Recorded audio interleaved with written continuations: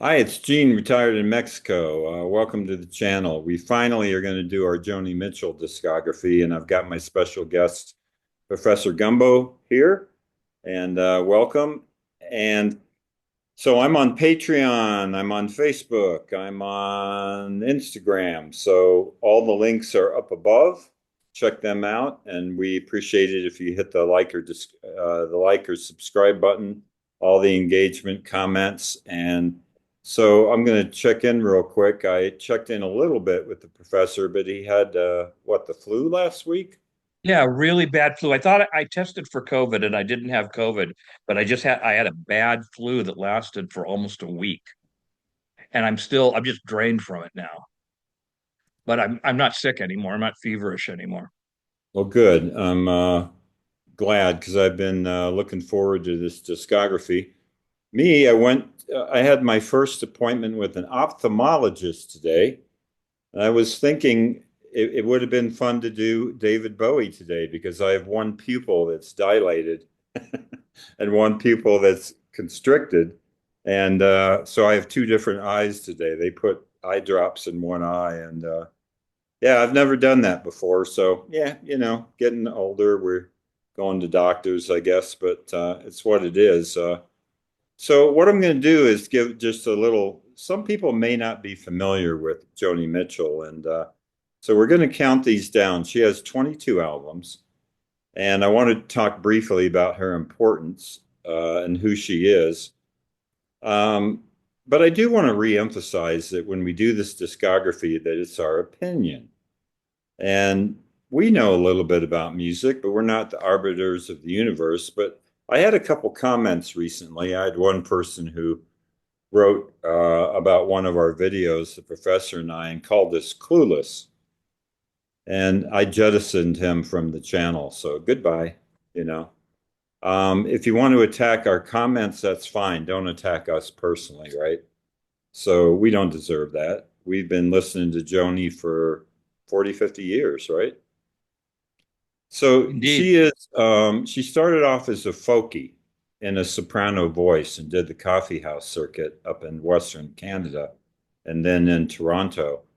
And then she kind of morphed into a singer-songwriter. And she wasn't the very first. I was trying to think today about who some of the influences were on confessional singer-songwriting, and I came up with three names: Laura Nyro, Buffy St. Marie, and Leonard Cohen, that were all influences on her. But she definitely took the mantle and was more confessional than really anybody. And then she was kind of in with that Carole King, James Taylor, later Jackson Brown, people that sang really about their feelings and their emotions. Today, we take that for granted. Everybody sings today like they're singing from their diary. But at the time, it was unusual. And so she had a huge influence. She's also a producer. She has produced or co-produced almost every one of her albums and doesn't produce anyone else. Who's that remind you of? Van Morrison, right? She's a producer of her own material. She's also a painter and a very good painter. And as a musician, she plays piano and guitar, but because of her polio that she had at the age of 9, uh, she has some trouble with her left hand. So she did a lot of alternate tunings and has ended up becoming an influential guitar player. Later, she would go in a more pop rock direction and bring her voice down to a contralto from a soprano.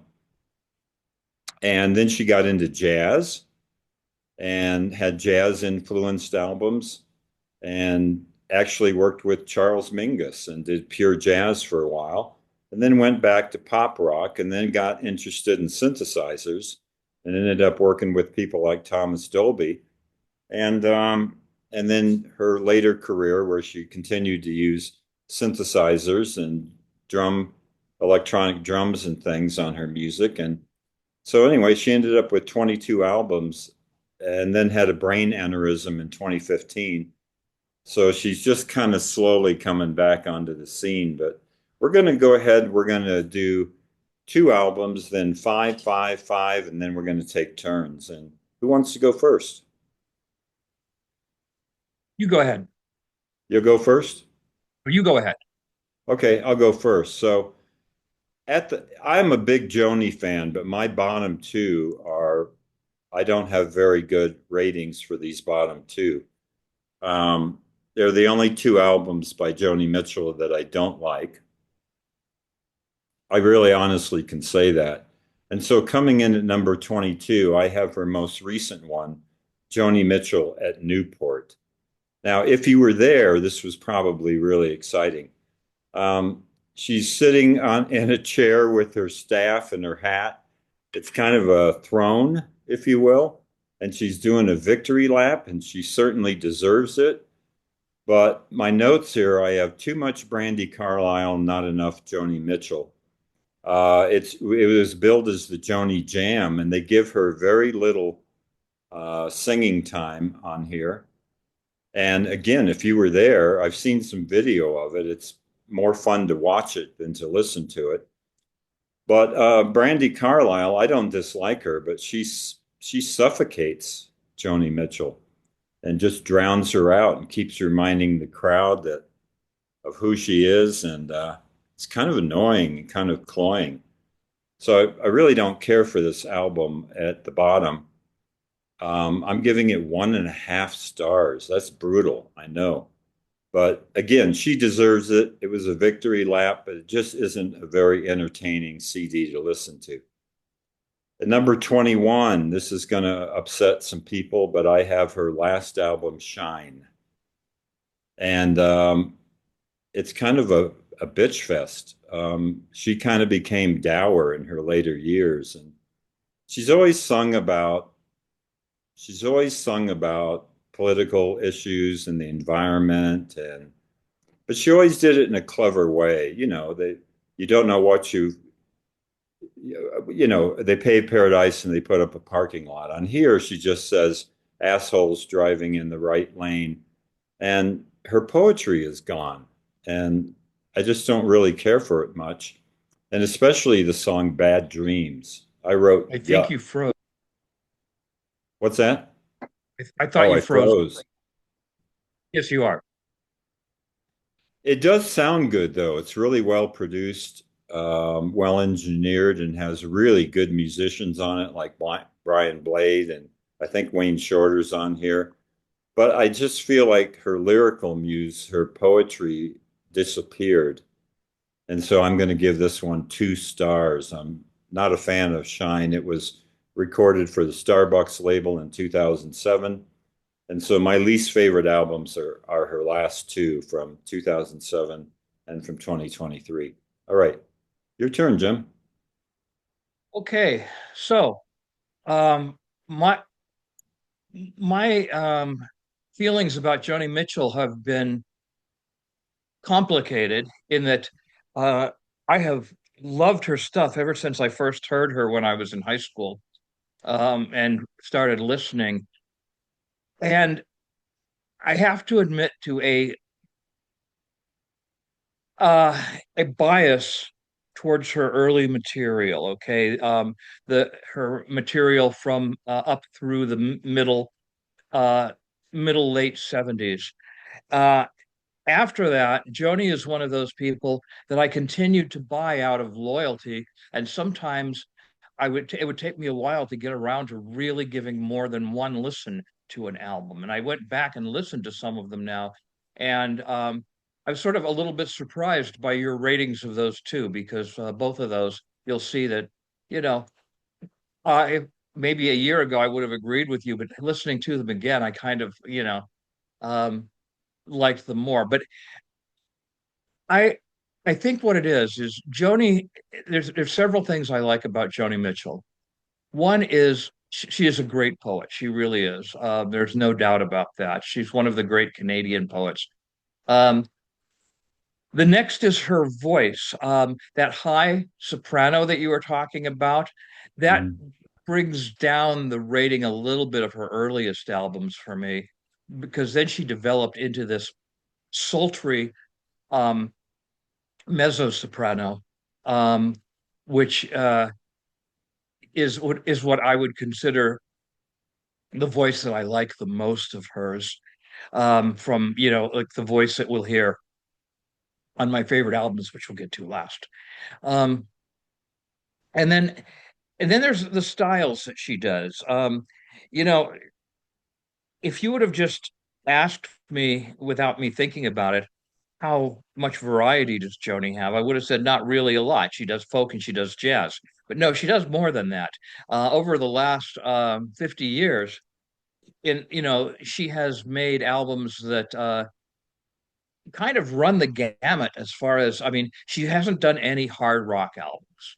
Um, but you've got folk, you've got pop, you've got jazz, you've got it kind of trendy experimental stylistic things, which probably might be the weakest. But anyway, I think that it's my feelings towards her are the more she emphasizes her voice and her melodies and her poetry.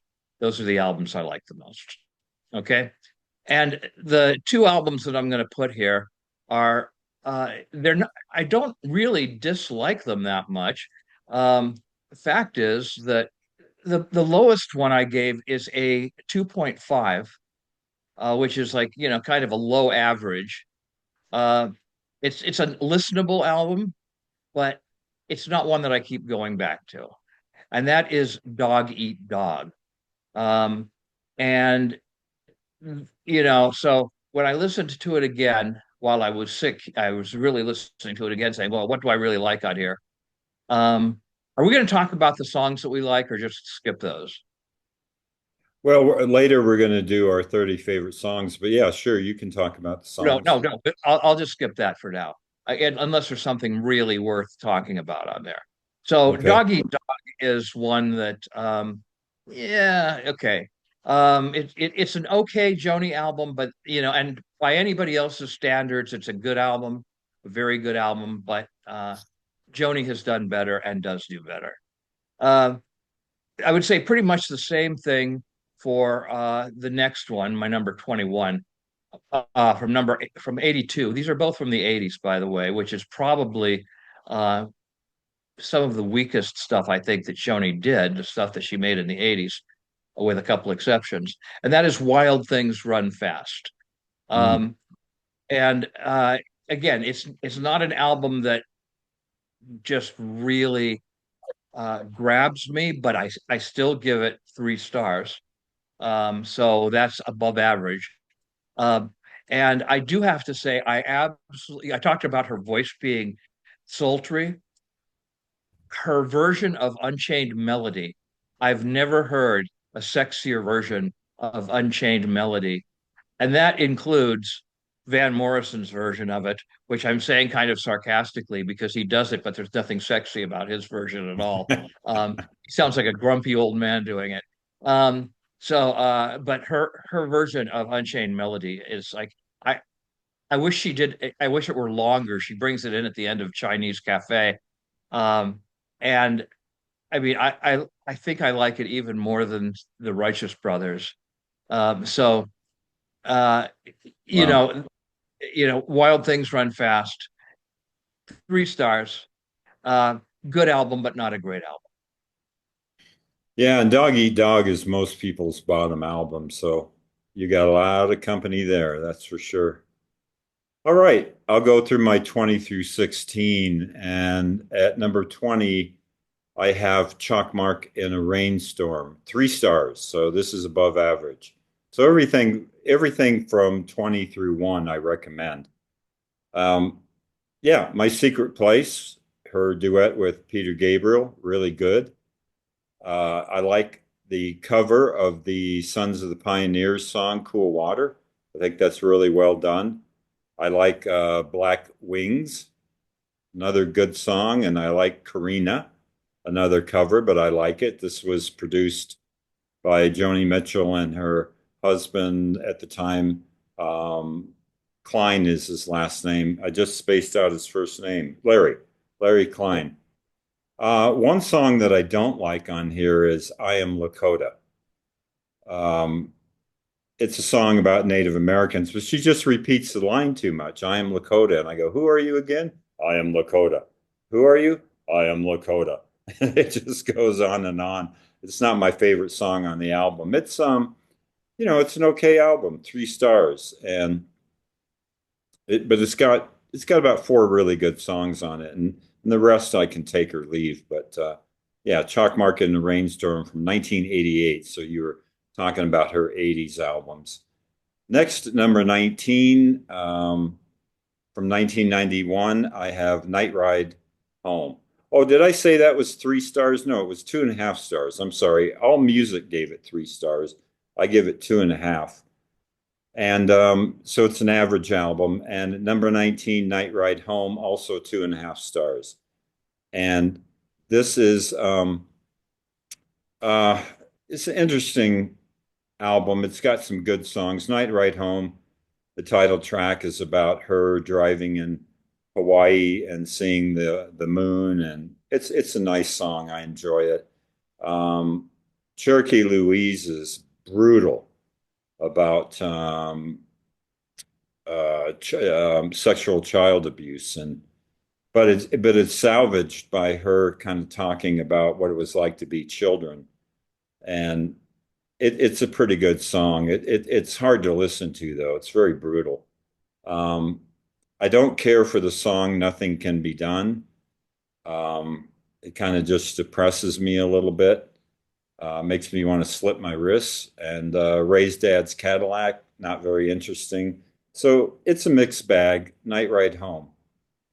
At number 18, I have her Standards album, Both Sides Now, which I'm up to 3 stars now. So this is where I'm recommending all of her albums, is from 18 to 1. So I correct what I said earlier.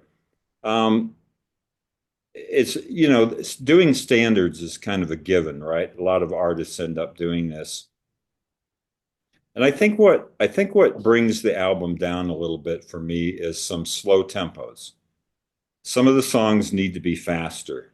Um, but there's good songs on here. It's just kind of, again, hit and miss.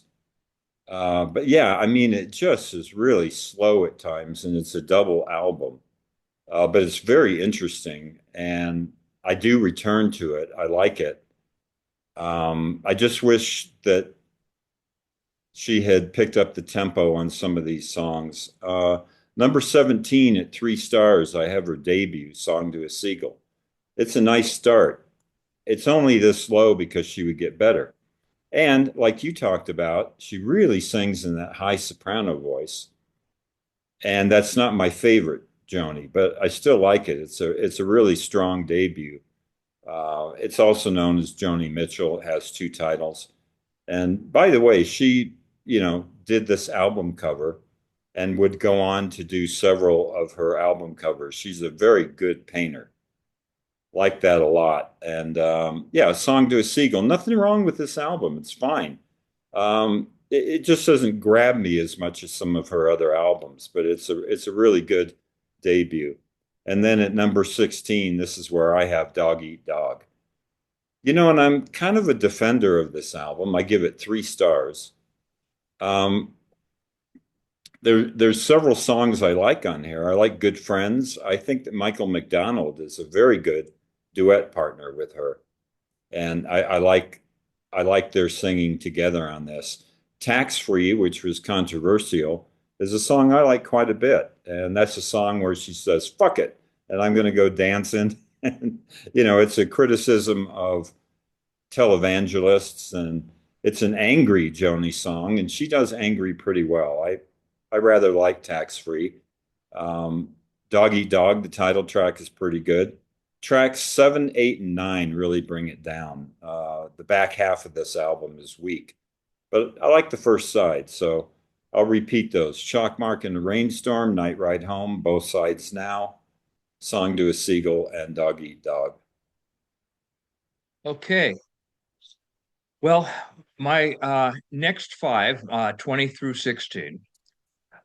For number 20 is an album that I hadn't listened to for quite a while, but I used to listen to a lot. My wife Cindy, before we were married, she got it for me. It's a 1977 album. We were in college at the time. She got it for me for Christmas, And I was really impressed with it at the time. I would have given it probably then a 4 or a 4.5. But our tastes change. And all these years later, I listen to it, and there's two songs that I really like a lot still. That's Jericho and Dreamland. Both of those are really excellent songs, but much of the album is just it's mundane. Okay. I mean, the melodies aren't that great. Um, Her voice is good, of course, but the melodies aren't that great, and the lyrics don't hit me that much. So because of that, I give this a three.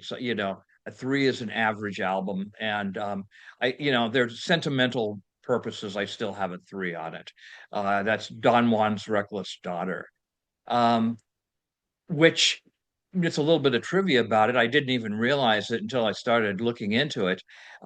It has been released with a different cover because the cover at the time was not considered that objectionable, but now it's politically incorrect because Joni is in blackface.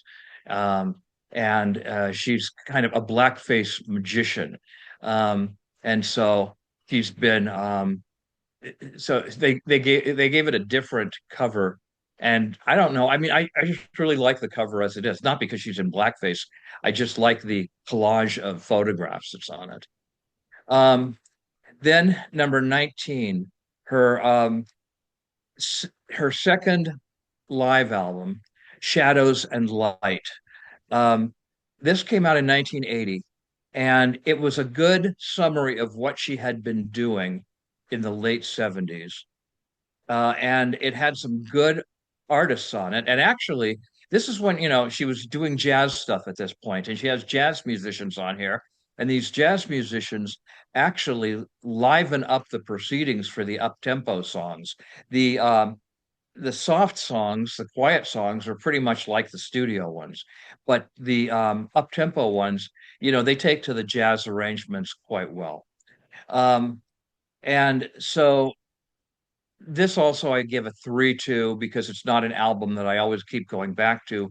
But if I wanted to hear some late 70s Joni Mitchell, it's an album I would definitely listen to. It was made into a video. I remember the first time I saw it, it was on um, MTV or something like that. I think it was on MTV. And we've got a, a couple of songs from Edith and the Kingpin is a very good version of that. And then I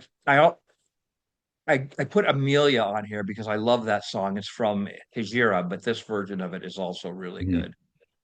Um, Number 18 for her first album, Song to a Seagull. Uh, not not putting any of Joni's other material, not considering that, only saying, okay, here's a debut album by a uh, late 60s singer-songwriter. And by those standards, it's great. It's a debut. And I think part of that has to do with the producer. Well, both the strengths and the weaknesses are due to the producer, which was David Crosby. Okay. Um, David Crosby, a very talented musician. I mean, part of both Buffalo Springfield and, of course, Crosby, Stills, Nash. But he's he's not perfectly suited to Joni, I don't think. But it didn't. I wouldn't have known that at the time. If I would have been an older listener and this album would have come out, and I say, "Oh yeah, David Crosby produced this." Um, but now, it's just I think there's a reason that he only did this one album by her. And you're right. He doesn't record her voice as well as it could be recorded, as we will see from the next album that she did. Um, so the reason that it got the title "Song to a Seagull" is, I guess, that didn't the words didn't come out properly on the first printing of the album cover, and so everybody just thought it was Joni Mitchell. And that's so it's one of those albums, kind of like it's a reverse of Jackson Browne's debut, which was actually titled Jackson Brown, but everybody thinks it's called Saturate Before Using because there's those words on there. So it's like the inverse of the Jackson Brown. Um, but the other thing is it doesn't have her classic songs, although it has a couple of good ones, especially Cactus Tree. Cactus Tree is just a fine Joni Mitchell song, and it's portent of things to come. So, by the way, the previous two I would give 3 stars to. This one I give 3.5 stars to. Give it an extra half star for it being a very impressive debut. Then we have Taming the Tiger from the late 90s. Um, this is an album that when it came out, I said, "Oh, is this Joni making a comeback?" And I don't think it's quite that, but it was a good album, and it had a couple good songs, including the title track, "Taming the Tiger," um, and musicianship is really fine on it. Um, and so, why isn't it higher on here? Well, it's a 3.5, but she's she it's not up to her best work from earlier. And then number 16, Night Ride Home, um, is an album that some people don't like as much, but I thought it was a really fine album when it came out at the beginning of the 90s.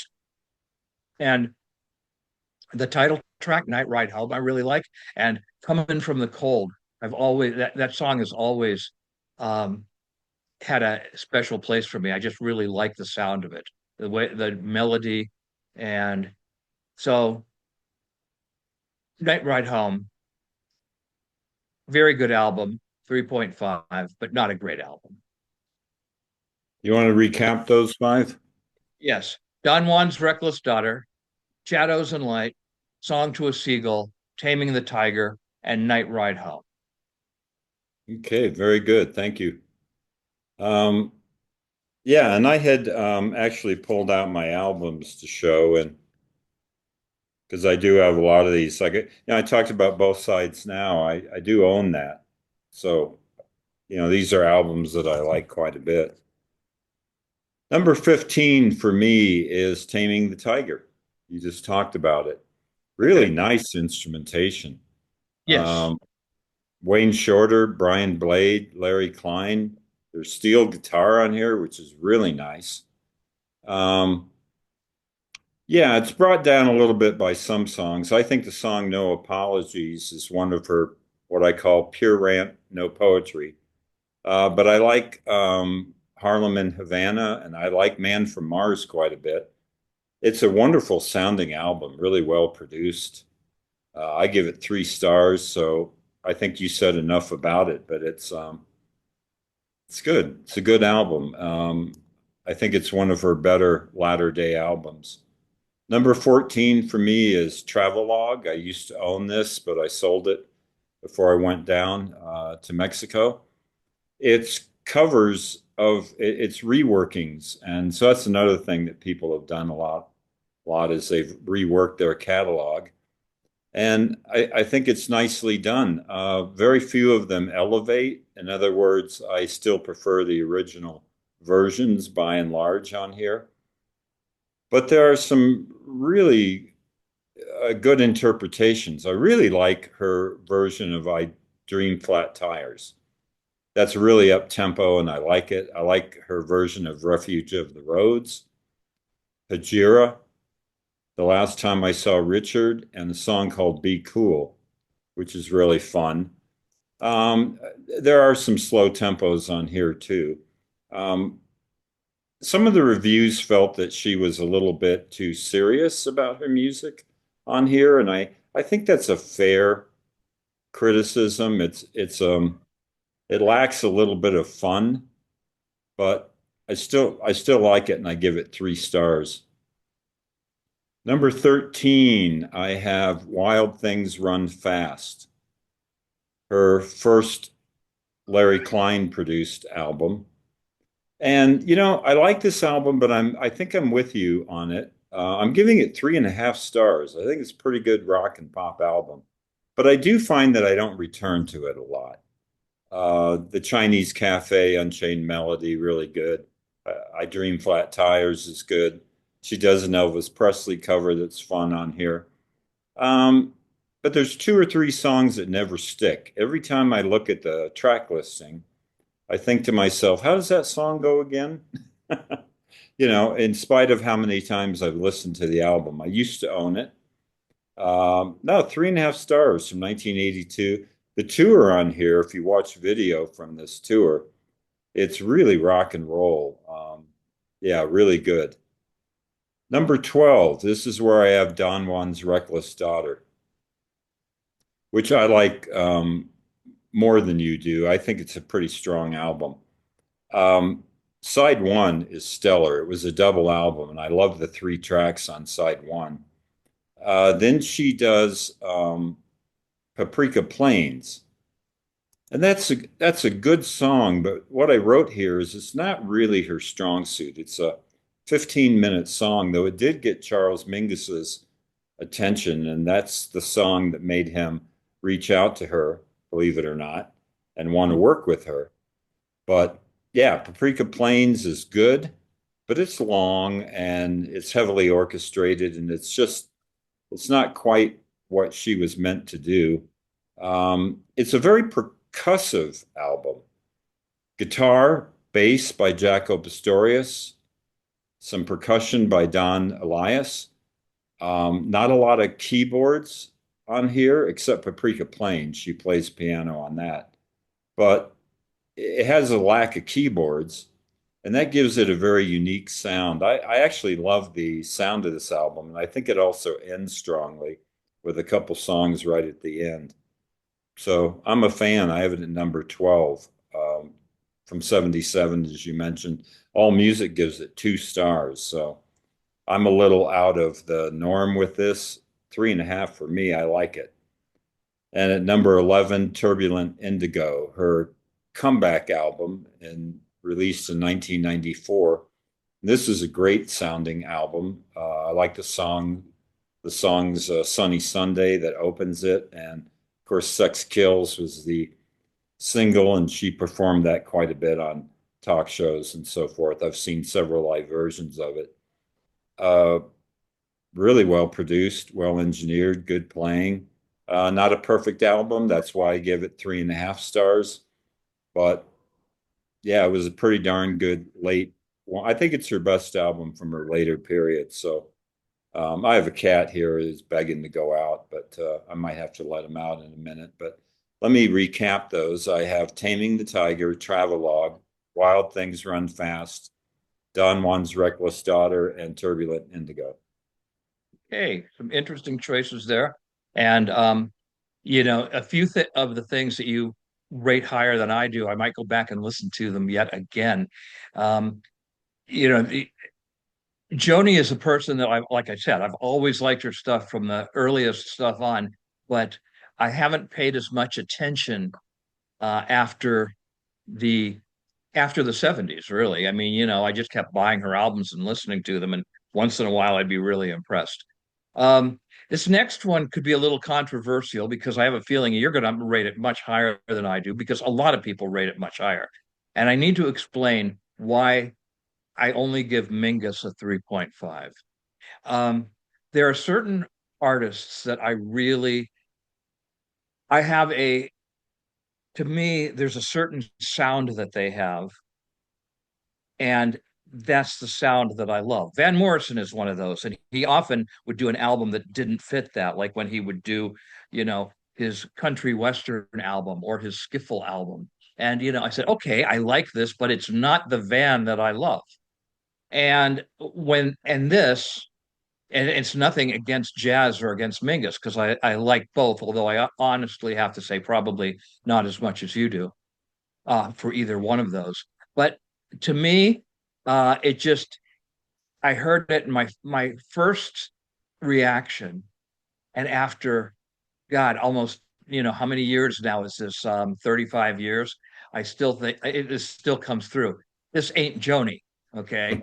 Um, it's Mingus with Joni singing on it, and so it doesn't. To me, it's not. Oh, there goes my cat. Um, so, you know, objectively, I recognize the quality of it. It's subjectively, for me, it ain't Joni. Hmm. Although I do like the dry cleaner from Des Moines and Goodbye Pork Pie Hat and God Must Be a Boogeyman. And there's some good stuff on there. But it's just that it's more it's almost more a Mingus album than a Mitchell album, which maybe is why it's called Mingus and not Mitchell. Okay, so that was a 3.5. Then the rest of these on this group are fours. Okay, in other words, they're albums that I really like and I strongly recommend. Um, so from 14 down to one, these are all albums that I would unconditionally recommend. Um, Number 14, Chalk Mark in a Rainstorm. This album, what can I say? It should have been produced by Daniel Lenoir. Um, Yeah. because you know, uh, Robbie Robertson's first album came out at that time, and it was produced by Daniel Lanois, and Dylan was doing stuff, and they had Peter Gabriel singing on it, and anything that has Peter Gabriel singing on it is a big plus in my book. My secret place, and also I like the thing about the Vietnam vet with PTSD, the beat of black wings, that song Mhm. um, you know, always struck me very. It really it hit me on the first time I listened. So I say that Joni Mitchell's '80s albums I'm not as impressed by, but this one is this is different. This is probably to me it's her best album from the '80s. Mm. Um, and Yeah, I would say it's her best album from the '80s. Then uh, number 13 is her standards, both sides now. If I didn't know standards as well as I do, this came out in 2000. So when it came out, I knew these songs. Okay. But if she had recorded these when I was in high school, I wouldn't have known that they were standards, most of them. You've Changed is very much, I love Billie Holiday's version of it. And in some ways, I would say Joni kind of reminds me of a different kind of Billie Holiday on a lot of these songs. She has Hmm. some of that kind of phrasing like Billie Holiday did. And then Stormy Weather, it's a standard. But it's just, she does standards really well. And again, it hit me at a good time. The year 2000, I was by then in my early 40s. Is that right? Something like that. Um, but I was more receptive to standards than I was back, say, in when Harry Nilsson did A Little Touch of Schmilson in the Night, where his standards seemed to be a novelty album to me at the time. And this never would have come across to me as a novelty album. And I don't think that's as much Joni Mitchell versus Nilsson as it's just my taste. I mean, like in the last few years, Dylan did a number of standards, and they're wonderful. But if they would have come out 20 years earlier, I would have said these suck. Okay, um, so that's both sides now. Then we go to her second album, Clouds. And wow, I mean, I said that Song to a Seagull there's nothing wrong with it, but if you listen to Clouds, you realize what was missing from Songs to a Seagull. And a lot of it has to do with the songwriting, especially near the end. The songwriting on there, just Chelsea Morning, both sides now. These are Joni Mitchell standards that not even the Cactus Tree comes close to those. These are songs that you hear no matter who does them. You know that those are Joni Mitchell songs. Um, and so definitely a four. I would give this. It's a great album. I go back to it over and over again. And then number 11, a song from the 90s. I mean, an album from the 90s. And a lot of people didn't point this out or didn't pick up on it, but Turbulent Indigo, it has to be a reference back to her great classic album Blue, because indigo is blue. Oh, Okay, so this is a revisiting sort of the sound of Blue, the attitude of Blue. It's much more acoustic, um, and it has that kind of spare acoustic folk singer sound to it. That when I first heard this in '94, I said, "Yeah, Joni Mitchell's doing she's doing another Blue." Sort of like in the same way that Van Morrison's Into the Music or Vita and Fleece is a going back to Astral Weeks. Okay. So this doesn't sound like Blue, but I think she's there's a nod to her album Blue with the title of this. And a couple of the albums I really like from it are Not to Blame and The Sire of Sorrow, Job's sad song. mm. You want to So recap those? I will recap these, yes. Um, these are Mingus, Chuck Market in a Rainstorm, Both Sides Now, Clouds, and Turbulent Indigo. Wow. Yeah, we're having a lot of divergence, aren't we? We Our are, yeah. lists are not, yeah. We'll see how it looks at the top. I All have a right. feeling at the top What's that? I have a feeling that at the top, our top albums are going to be pretty similar. Yeah, we'll see. So my number 10 is Mingus, and I have a copy of that. So I'm up to 4 stars now. I really like Mingus, but it's not a perfect album. That's why it's at 4 stars. Um, The Wolf That Lives in Lindsay has these overdubbed coyote howls on it. I find them a little bit annoying. And then you have all those little vignettes, those little half minute and minute um, recordings of Mingus and his friends that kind of ruin Yeah, the rhythm of the album. But I it's find that got, distracting also. what's that? I find that distracting also. Yeah, these interludes, the interludes and the wolves baying. I don't like those parts of it. But there are two stellar songs. You mentioned them. You've got Goodbye Pork Pie Hat and The Dry Cleaner from Des Moines, which are brilliant lyrically and really great songs. And then you've got another very good song. I'm trying to think what it's called. I've spaced out the title, but it's got really good. Well, let me take a look here. It's since I've got a copy. Well, I like God Must Be a Boogeyman, but Chair in the Sky is pretty good. But yeah, you've got these little interludes like Happy Birthday and It's a Muggin', and they really kind of drag it down, but it's got enough strong material on it. And I like Joni doing jazz, so this is 4 stars. At number 9, this is where I have Clouds.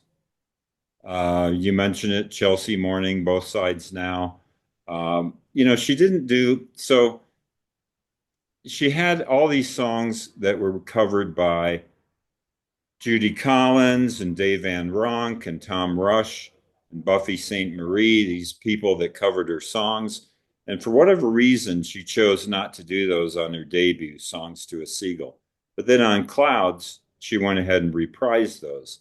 And I think it makes the album much stronger to have those early songs. She probably should have done Urge for Going too, but she Mhm. didn't. And but it's a strong album. It sounds good. It's well recorded. This is the first album that she produced by herself. Again, she did the album cover. And 1969, it was a really strong album. I still consider it to be her folk period. But as folk music goes, it's pretty damn good. I like Clouds. Many, many good songs on here. Beautiful And she self pretty much portrait. just plays by herself. She doesn't have a lot of musicians on here. I think Stephen Stills might be on there, but Yes. not too many people. Number 8, Ladies of the Canyon. I find this to be a big step up from her first two albums. You listen to these albums in chronology. You listen to songs to a seagull, clouds. You get to Ladies of the Canyon and you say to yourself, all right, here's the Joni that I like. She's still singing up in that really high register, but it's really good. And the songs I like on here, I have several that I like. For Free, Rainy Night House, Woodstock, Big Yellow Taxi, and The Circle Game. Five really strong songs. And yeah, I just feel like this is where she came into her element.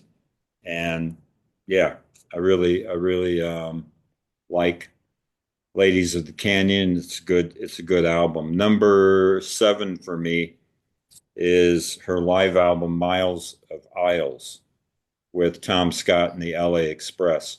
I really like this album.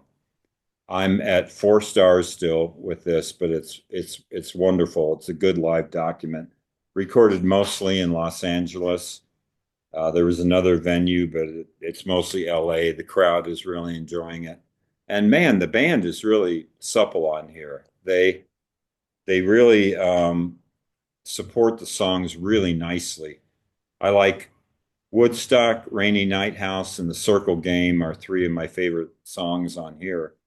But it's a great performance, and her voice is in great condition. And she's singing lower here. This is where she started to really, I think this is the first album where she sings a lot of alto, but then she'll play with it. Like on the song Rainy Night House, she sings I sing soprano in the upstairs choir, and then she goes into a soprano and then drops back down into her alto. So it's really fun. And Tom Scott and that band, they're just great. They're just great. All right. And at number 6, an album I like a lot more than you do. This is where I have Shadows and Light at number 6. I love this album. I own it on CD, and I also own the DVD, Shadows and Light, which is a great concert video, one of my favorites. The band, Pat Metheny, Jaco Pastorius, Michael Brecker, Don Elias, and Pat Metheny. Did I say him? Mhm. This is just a great band, and they just smoke. And I love Shadows and Light. The Mingus tracks, I think I prefer these live versions over the studio versions by and large. And for example, God Must Be a Boogeyman. I would prefer to listen to the Shadows and Light version.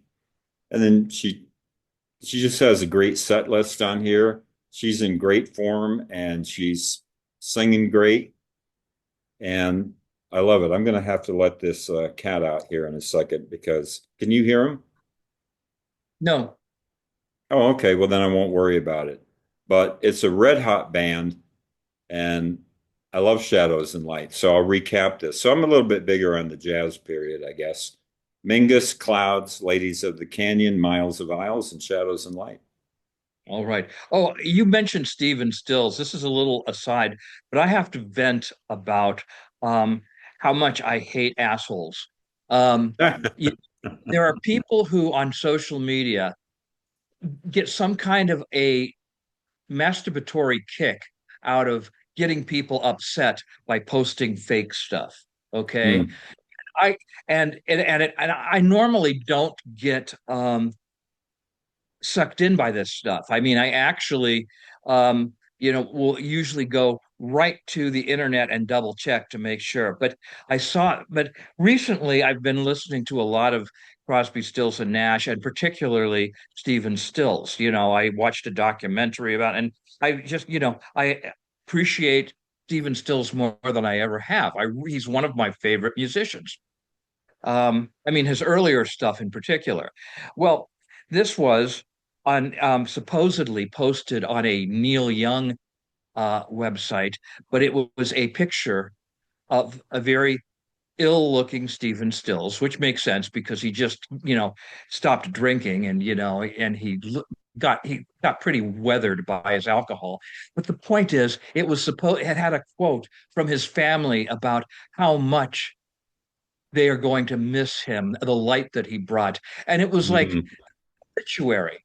And I thought, oh shit, Stephen Stills died. No, no, no. I even posted that, I was really upset. I posted Church, a part of someone, and then I immediately took it down once I realized not I mean, I love the song, but I didn't want people to think I was sucked in by, this thing. Why do people do this? I asked Cindy, why do people do this? And she said, because they're assholes. Why would somebody do something like that? And so I went from being very upset that Stephen Stills had died to being relieved that he's still alive and that he stopped drinking, so he might have some good years ahead of him here. So I just wanted to mention that to you because I think that, you know, um, Yeah. he's tied with Neil Young as being my favorite part of Crosby, Stills, Nash and Young. Um, okay, and he's even a better guitarist than Neil Young. Neil Young's a great guitarist, but a sloppy guitarist. Stephen Stills, who else would have played with Mike Bloomfield and Al Cooper, and then on his first debut album had both Eric Clapton and Jimi Hendrix on there.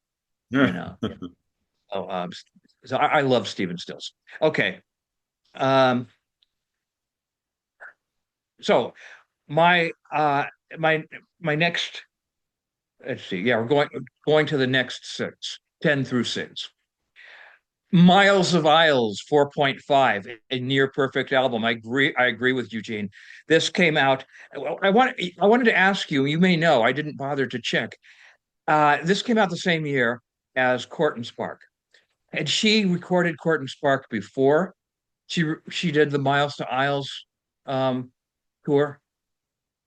Be I believe so, but there aren't any Court and Spark songs on here, are there? That's right. No, there's not, and that's why I was kind of wondering about that. And yet I Um, think it's a Court and Spark tour, I think. yeah, I think so too. But I think it's a great album for anybody who wants to know the first four Joni Mitchell albums, and they don't want to buy them. You're going to get the best stuff on there from Miles of Isles. It's just really a fine album. Um, Although, well, with one exception, and that's I haven't got to that one yet, but still, it Miles of Isles is a wonderful album, and it's an album that is a great introduction to early 70s, late 60s, early 70s Joni Mitchell. Um, then we have an album that you didn't rate highly, and I like it, but maybe I haven't listened to it enough. Maybe it's just like, wow, Joni Mitchell, I thought she was retired, and then she does an album at Newport, and I listen to the songs on it, and these are songs that I really love, especially Amelia. Um, and so Joni Mitchell at Newport, why did I give it 4.5 stars? Because I've only like listened to it 3 times. Maybe if I listen to it more than that, I will, it will go down. You know that's for sometimes we listen to an album and we're really impressed on the first listen. And Uh-huh. then but then after we've listened to it a few times, it starts to get boring. So I took seriously what you said about it. I'm going to go back and listen to it with those ears. But at the time, after 3 listens, I would give it, 4.5 because I think it's great hearing Joni Mitchell at Newport and, kind of, hey, Joni's at Newport after all these years and she was sick and she was retired, but she comes out of retirement and she still sounds good. Not as good as she could, but, who does, except for Van Morrison. Um, Speaking of which, have you heard the newest Van Morrison? No, I'm saving it for a reaction on the channel. Okay. Okay. Oh God, I'm just thrilled by it. All right. So, um, next after Newport is another one that you did rate highly, and I liked it. Maybe because I like Starbucks, and that's Shine. Hmm. Um, but I think that I like the song "Night of the Iguana" and "Shine," and I actually picked this up at Starbucks. So, maybe I was highly caffeinated when I listened to it, but yeah, but those are two albums that that you rated low and I gave 4.5 stars to Newport and Shine. That's why we do Um, this. Yeah. yeah. All right. Then number seven is one of Joni Mitchell's classic period. Her classic period to me goes up through 1976. And this is The Hissing of Summer Lawns. And a 4.5. I think you might have it higher than this, but it's a great album. It's Joni. It has elements of jazz in it, but more than jazz, it has world music in it. And it's pretty interesting back in 1975 that Joni was getting into world music before most other people, like Paul Simon and others were. So, um, does it have the Burundi drummers on there somewhere? Yes. Yes. Yeah, I thought so. I was pretty sure it did. So, The Hissing of Summer Lawns, I love the opening track. In France, They Kiss on Main Street, and the title track, The Hissing of Summer Lawns. Those are both songs that I really, really dig from her. And then number six, this was the exception to Miles of Isles when I said the stuff before then isn't as good as Miles of Isles. I totally agree with Eugene. Ladies of the Canyon is Joni did a good, better, best kind of thing with her first Mhm. three albums. And you know, this is the first truly classic Joni Mitchell album. It's an amazing album. 1970 was a good year for music and for a middle schooler like me. Um, so many great albums from 1970. And this was the first Joni Mitchell album that I actually heard. I didn't listen to the first two until later, but got so many great songs on it. And Big Yellow Taxi, which Counting Crows did a great version of, and Woodstock, which her version of it's great, but Stephen Stills did it better. Mhm. The arrangement that he made for uh, Deja Vu from Crosby, Stills, Nash and Young. And it's funny because that version of it, I played that for my friend EJ, and he had heard Joni Mitchell's version, and he goes, "Oh my God, this rocks!" And yeah, it does. It's the most rocking thing on that album. And so and it's a Joni Mitchell classic, but it's also a Crosby, Stills, Nash and Young classic. So I mean, this is a song that is brilliant either way you listen to it. So Big Yellow Taxi and Woodstock from Ladies of the Canyon. These are all five of these are 4.5s. Unconditional uh, recommendations. You want to recap those? Yeah, Miles of Isles. Well, I should say unconditional, but I'm going to go back and recheck Joni Mitchell at Newport and Shine. And there might be conditions on there. But Miles of Isles, Joni Mitchell at Newport, Shine, The Hissing of Summer Lawns, and Ladies of the Canyon. That's so interesting, isn't it? That my bottom two are in your 10 to Yeah. 6. So, but that's what makes this fun. And so now we're going to take turns. And I'm going to show you one more thing that I own because it's not a CD, but I also own this Joni Mitchell DV called Painting with Words and Music. So Hmm. she is a top 10 artist for me. All right, number five, and I have a suspicion that this might be your number one. But I have it at number five, which is really good, and that's For the Roses. And I love the production by Joni on here. It's fantastic and has a very simple personnel list, but many, many good songs. And this is an album that it's kind of her lost album because it's sandwiched in between Blue and Court and Spark. And so a lot of people forget about this album, but it's great from 1972. I love the title track, For the Roses. I love Mhm. Cold Blue Steel and Sweet Fire. I love Woman of Heart and Mind, and so many good songs on here. And it's a very strong album. Her vocals are fantastic. I don't know what else to say about it. It should not be overlooked. Not at Uh, all. I'm at 4.5 stars, but this is my last 4.5 star album. Um, For the Roses at number five. Okay, my number five is my five. It's the only one from my top five that is not from the 1970s, and it's a recent album, relatively recent, from 2002, and that's Travelogue. Oh, And and again, I when they do it right, I enjoy artists who revisit their catalogs. Some people it doesn't sound very good, but Joni does it well. And it has a couple of my favorite Joni Mitchell songs on here. One of them is from, as you said, For the Roses, and that, but her version of Judgment of the Moon and Stars, Ludwig's tune. I just love that song. And then slouching towards Bethlehem. This might have something to do with the fact that my literary background with loving, William Butler Yeats is my favorite poet aside from T.S. Eliot. Um, but Slouching Towards Bethlehem is uh, a paraphrase rewriting of the Second Coming, and I think it really when I would do a poetry unit with my AP students, I would play them this because we had studied the Second Coming, and after we had read the Second Coming, I would play them Slouching Towards Bethlehem, and they would almost all of them would be duly impressed. They had to pick their jaws up off the floor. Um, so Travelogue, an album that I do like more than you do. And this one I'm not going to apologize for. I really do like this one. great. My number four, Court and Spark.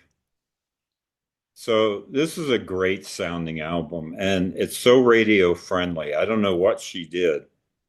It has the LA Express on a number of songs. Robbie Robertson's on here. Um, Really, really good musicians, and I think she just made a point to make a radio friendly album. And I don't know enough about production to understand what she did, or let me rephrase that, to know how she did it. I know what she did. I don't know how she did it. It just has a really unique sound to it. And these are fun songs. And I think Help Me was probably, I don't remember when I got into Joni Mitchell, but it probably was kind of late. And I probably really became familiar with her at this period. Um, I was, I didn't get into music until 1971, really. And so I was still locked into the radio. I had bought a number of albums, but I was listening to Chicago and Led Zeppelin and different bands. And Help Me was played quite a bit on the radio, and I loved it. I also like Free Man in Paris, the other single. I like Just Like This Train. Number of really good songs on here, and her voice is great. Yeah, it's a pop album, but I think it's her most successful pop album, and I love it. So I don't have anything more to say about it. Just chock full of good songs, and Twisted is a little bit of an outlier on this album. This is her cover of her jazz cover, her first really foray into jazz, and that's the one that where she sings two heads are better than one. And it's fine. I enjoy but it's kind of an outlier. But it has a consistency through the whole thing. When you play the whole album, it just flows. And great musicianship, and I love it. Court and Spark at number four. That one I now have at 5 stars. I think you put your finger on what you said you weren't sure how she did it. I said earlier that Joni has um, folk and jazz and then kind of just different types of things, but pop. She's done very few pure pop albums, but that's what this is. It's Joni Mitchell does a pure pop album. In that respect, this could be her equivalent of Van Morrison's Moondance. Mhm. Um, And so, I mean, it's an album that appeals to everyone because it's such a great pop album. Hmm. And it's my number four also. Okay. 5 stars, my number four. Help Me, Free Man in Paris. I mean, it's just from beginning to end, this just flows, except for the Cheech and Chong thing, uh, which, with the two heads are better than one, but that's okay. Uh, okay, so I mean, that I didn't mark it down any because of that, because it's fun. So Court and Spark, my number four. Okay. And my top three I have on CD, so I'll be able to do some show and tell. And the criteria, I didn't mention this, but I'm going to mention it now. When I moved to Mexico, I sold some of my Joni Mitchell, but some of it I kept. And what was the criteria that I used? Well, a number of her CDs were re-released on what they call HD CD, high definition compact disc. Hmm. So what I did was I kept all the audiophile Joni, and I sold the CDs that were mastered earlier in her career. So these remasters, I really like the sound quality on here. So I kept them, even though I still stream. I'm But curious, how many of the albums that the CDs that you got rid of, did you burn to your computer? if I could stream it, none of them. Wow, because I mean, I have hundreds and hundreds. Part of why I had to get a new computer is because my old computer, it my music was taking up almost everything on it. EJ still laughs about that, about how, I like my hard disk was 95% full of music. Yeah. It's basically, well, the problem is first is my tinnitus. I told Roxanne the other day, because she was talking about this great sound system she had in her car early college years. And she said, I'm surprised I'm not deaf. And I told her, I said, well, I am deaf because of my listening habits. And I said, I really am. I have bad tinnitus. And actually, I now can't tell an MP3 on my computer from a high-end stereo system. I can't really tell that much of a difference. Um, but that's good because you know what I like the most about music? The tunes and the words. That's, not the audiophile stuff. I don't care about the audiophile stuff. I'm with Paul McCartney on that one. So Yeah, Paul McCartney my number, oh, go ahead. said in a Rolling Stone interview, Okay. that he said, I would just as soon listen to something on a little transistor radio than in any other type of way. And so, Yeah, I understand that. Um, Hearing happens to be the one sense that I still have. The other four are in decline. Cindy just bought me a hearing aid. I haven't tried it yet, but she bought me hearing aids. So What? we'll see. Yeah, what? um, I'm let you glad know you how got that. they're working. So my number three is objectively my number two, but subjectively my number three. It deserves to be in the number two spot. It's Blue. So a lot of people would have this number one. This is a fantastic album. I love it. And it probably has grown on me more than any other album. If we had done this discography 20 years ago, it probably would be like number six or something. But the brilliance of Blue is undeniable. Uh, I I have it at 5 stars, even though I think it might not be a perfect album. There's a couple songs on here that are maybe less than 5 point songs, but I'm still giving it 5 stars because, it's like a 9.7. And I love Blue, and it, it's it doesn't have a lot of other musicians on it. And it's got a lot of piano on it. So she was really in her phase of this. And I just love the lyrics. Like there's lyrics like the frying pan's too wide. I love that. Songs are like tattoos, I've been to sea before. once we're up to a number three album like this, there's no point in talking about my favorite songs because they're all great. But the ones that come to mind are California and A Case of You and All I Want. And, there's just so many great songs on here, and she sounds wonderful. And this is the album that is so influential that some people have said this is their most confessional album. I think that's probably true. For the Roses maybe runs a close second, but Blue is extremely confessional. And she's actually singing about real people in her life, and it's fantastic. Oh, and let's not forget River and The Last Time I Saw Richard. Right. So this is a great set of songs. My former wife loved The Last Time I Saw Richard. She thought I she know. thought she thought that was a top Joni Mitchell song, and yeah, it's a little rough, but lyrically, but it's brilliant. It's a good. She knows how to dissect a relationship, and she does it really well on this album and For the Roses. So I think enough has been written and said about Blue, so I'm not going to say any more. But 5 stars, number three.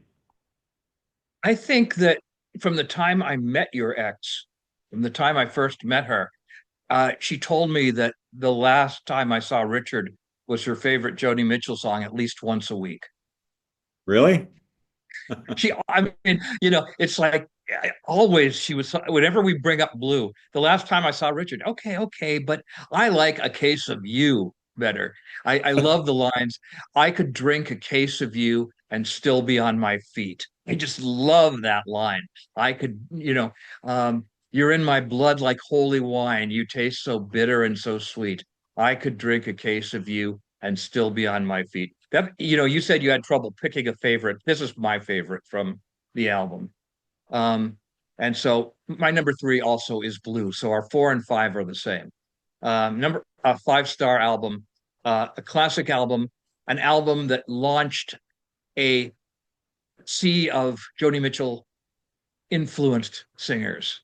I think the two female singers that have had the biggest influence on other female singers was Joni Mitchell, and then in another generation, Kate Bush, especially English singers.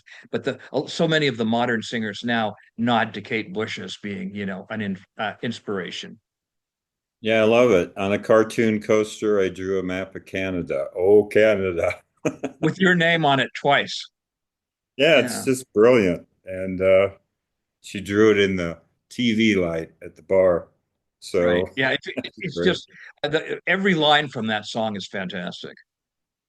The imagery, before I do my number two, a song that will not be on my top 30 songs, but is a really good example of her poetry. She has a song called The Priest from Hmm. Ladies of the Canyon, I think. And the opening line is, the priest sat at the hotel bar wearing his father's tie. I'm there. I'm with you, Joni. You pulled me in right away with one line. And so my criticism of some of her latter albums is that lyrical brilliance was a little bit diminished on some of her latter albums. But yeah, that opening line to The Priest is as fine a line as she ever wrote. All right, number two. So I said that Blue was objectively should be number two. I decided to use your criteria that you mentioned in one of our album rankings we were doing by year, which is what's the album I actually return to and listen to, right? As opposed to what do I think? And here's an album that I play more than Blue, and it's The Hissing of Summer Lawns at number two. So I love this album. This was her first experimental album where she was kind of deconstructing her old style. And I've played this album as much as any Joni album. I don't have any songs listed on here because they're all great, but you mentioned In France They Kiss on Main Street. That's the opening track, and it pulls you right in. You got Edith and the Kingpin, and Don't Interrupt the Sorrow, and Shadows and Light, which is pretty much a cappella with synthesizers. And she's got the Jungle line, and Harry's House and Centerpiece. And these songs just come to the top of my head. I don't have any of them written down. I love the sound of this album and the musicians on it. You have a lot of people like Larry Carlton on here, and it's just great. And she's singing in that alto voice that I love so much. So, The Hissing of Summer Lawns is, I think it's the album that really made me a hardcore Joni Mitchell fan. When it came out, I listened to it pretty early on, shortly after it came out, as I remember. My memory's not perfect on this. But 1975's The Hissing of Summer Lawns, 5 stars. All Music gives it 4.5, but I give it 5. I think it's a fabulous album, and that's at number 2. I remember 1975 was the year I graduated from high school, and you were 1 year after me there. But I remember early on we were talking about this album, and I remember I will always think of just like I think of the last time I saw Richard associated with your ex. I tend to think of the hissing of summer lawns. I associate that with you because I remember how much you raved about it. Um, so Mhm. I will always remember how much you liked it. Okay, so my number two. Well, you missed it by one for the Roses. But God, I mean, it's basically a tie. Okay, it's a tie with my number one. For the Roses and my number one are both albums that every single song, just like you said about Hissing of Summer Lawns, is fantastic. Um, and she it has there's something about the confessional quality of it. But there are certain songs that even stand out above the others, like Judgment of the Moon and Stars, Ludwig's tune, where, how anybody could miss the fact that this is a song that is a reference to Beethoven by calling it Ludwig's tune, but she talks about elephant ivories, about the piano, and about how Beethoven persevered throughout his deafness. Um, and great, great song. You Turn Me On, I'm a Radio was a minor radio hit. And I just, it has a sexiness to it that I really like. Um, However, if I had to choose a favorite song from the album, it would be Cold Blue Steel and Sweet Fire. And I am so embarrassed by the fact that it took you to tell me that that song was about heroin. I mean, knowing that it was, I mean, knowing that now, it's so obvious, Um, but it's a song. It's an anti-heroin song. It's a song about friends who had their lives had been ruined by using heroin, and so it's kind of like, all right, you want to know the difference between a raw poet and a really polished poet? Neil Young, raw poet, The Needle and the Damage Done. Okay, great song, but there's nothing subtle about it. Cold Blue Steel and Sweet Fire is poetry at the level of Leonard Cohen. And so, I just love that song. Um, so For the Roses is my number two. Okay, it sounds like we have the same number 1. I think we do. And so I thought that would be your number 2. And like you said, it's a tie, but it's Hajira. I Yes, have it really is a tie. I have always loved this album, and it's not only my favorite Joni Mitchell album, but it's one of my favorite albums of all time. It's a I don't know, top 20 album maybe, which is a compliment because there's so much music. And I truly love every song on here. And it's got Joni Mitchell herself has said that this is the out that if I remember the way she described it, she said this is the one album that I've done that only I could have done, or words to that effect. I don't have it exactly right, but people who have covered these songs, I made a list. I made a playlist of covers of Joni Mitchell, and she's really hard to cover. And people who do these songs just don't quite get it right. There's one on here that Brian Kennedy did that he did a pretty damn good job on. But it's got, what do I love about it? Well, first of all, the lyrics. That's number one. The lyrics are so good on here. Amelia, she's talking about um, seeing six white vapor trails, and they're the strings on her guitar. And there's one line on here that to me really sums up this entire album. She says there's comfort in melancholy. Hmm. That to me really grabs, I don't know, that sums up this album. It's got brilliant, brilliant lyrics. Listening to Song for Sharon the other day, just you were talking about the line about stopping in a gas station restaurant and seeing a map of the earth taken by the astronauts, and you couldn't see a city or a highway on this marbled bowling ball, and least of all me. And the lyrics are just so brilliant. But then you've got this wonderful bass, some of it by Jaco Pastorius, who did four songs, and some of it by Max Bennett. Jaco's is more freeform, and Max Bennett's is more melody driven, but they're great bass players.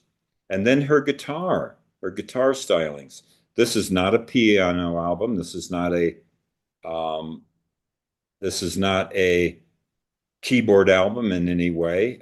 There's very little keyboard. There's some electric guitar, but it's mostly bass, drum, and acoustic guitar. And I think it's might be her most brilliant guitar playing. Her tunings and her riffs and her melodies on the guitar, but most of her guitar on here is more rhythm based than melody based, and she lets the bass players pick up a lot of the melody. And it's just got a brilliant soundscape on it. I love it.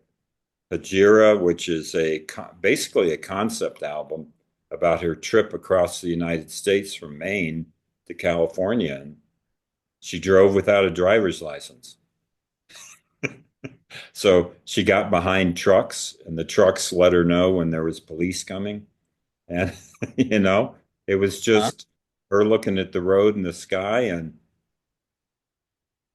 and just talking about her emotions and stopping off in the Blue Motel room. And I don't know, it's one of the best albums of all time to me. Hajira, number one. And it's my number one also. And it's an album that I loved from the first time I listened to it. I bought it, I listened to it. And, it's interesting because 1976, there were two albums that totally floored me from 1976. And one of them was this, Hejira, and the other was Bob Marley's Rastaman Vibration. Mm. Um, and, very different albums, but they both, like, knocked me not just knocked me on my ass. Um, yeah, I Refuge of the Roads, you already mentioned that, some of the lyrics from that about a marbled bowling ball. This was when Joni was at her best lyrically. And then there's a song that um, I've always loved, probably as my favorite song. It might even be my favorite song by Joni Mitchell. We'll find out. But she did it at the band's last waltz, and it was Coyote. And Joni Mitchell has this gift of being able to, or had a gift of being able to slyly, subtly put a very erotic line in a song. And she's talking about a tryst that she had with this guy. I mean, it's not Richard, it's not anybody else. A case of you. This is like a guy that she had a one night stand with, it seems, but she can't get him out of her head. And um, she's saying, "No regrets, Coyote. We just come from such different sets of circumstance. I'm up all in the studio, and you're still working on the ranch." But when she says, um, Coyote's in the coffee shop, staring a hole in his scrambled eggs. He picks up my scent on his fingers while he's watching the waitress's legs. And it's like, boing. I mean, that's a definite boing line, you know. Um, you know, how can she say that? But it's I mean, she sings it so casually, but you know, um to me, I'll always remember that line. And very few artists, men or women, can do sexuality in such a subtle way. I mean, that they say it and it doesn't seem like they're being obvious. So uh Coyote, Refuge of the Rose, Amelia. It's just every song, Amelia, which is about Amelia Earhart. Um, and she just that album has, and then it has such a beautiful, beautiful cover, perhaps the most beautiful picture of Joni Mitchell I've ever seen. Um, and that was a Norman Seeff, right? Yeah, yeah. Um, and the beret, which inspired Ricky Lee Jones. It was funny when Ricky Lee Jones' first album came out, Joni Mitchell said, I saw her album and I thought it was an album that I made and I didn't recognize it, but yeah, so that's my number one also. So there we go. All right, that was fun. And yeah, we converged a little bit more on the top 10, but man, I knew it would. we were all over the map on the bottom. So that was great. Thank you very much. And Oh, again, to all the viewers, I'm on Patreon, Instagram, Facebook. So appreciate any engagement. Oh, and yeah, I said Patreon, didn't I? So yeah, all the links are up above. And let us know what your favorite Joni Mitchell albums are. We'd love to hear it. And that's it. That's a wrap. Any final words? if you think we're clueless, screw you. Uh, Yeah. but seriously, Gene, I mean, like as I said, since the 70s, I love Joni Mitchell, but I haven't listened to her. I haven't stuck with her the way I did with Van Morrison. And so a couple of these albums I need to give further listen to and see if I still agree with my rankings. But these are my rankings as of now. And the the first, if there's anyone in the top five that might get a slightly lower one, it might be Travelogue. But you know, Horton Spark Blue, For the Roses, and Hejira are just, brilliant albums from beginning to end. I like them. My cat Wendell likes them. They're just, Well, as we say here in Bonita, Mexico, buen dia. and as I say, embrace the existential dread.